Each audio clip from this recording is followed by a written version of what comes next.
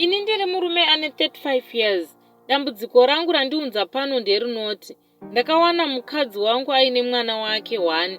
Ndobva tabatsirwawo nemwana mukomana, iyewo ane mukomana futi. Asi chiri kundinetsa hama ndechekuti mwana ari kunzi wangu haana kumbofanana neni, akafanana nemwana wake wekutanga zvisingaite. Tichiwanana aiva akaisa loop, ndikamubvunza akanditi handina ini kuisa loop, mushure mekunge ndanzwa kubayiwa mukati umu kunge maiita sekuti mune kamunzwa kanobaya. Ndopandakazoona mamesages mumagroups maaiva echikadzi, iye achitaura kuti loop riri bhoo harina kana problem. Ndakatoriiswa ndikamubvunza, ndopaakazobvuma kwakuti ndaitya kuti unondimitisa wondiramba futi zvandakaitwa kumashure. Ndopandakamuti aende kwadokta anobviswa loop. Takaenda kwadokta, same month akabata pamuviri.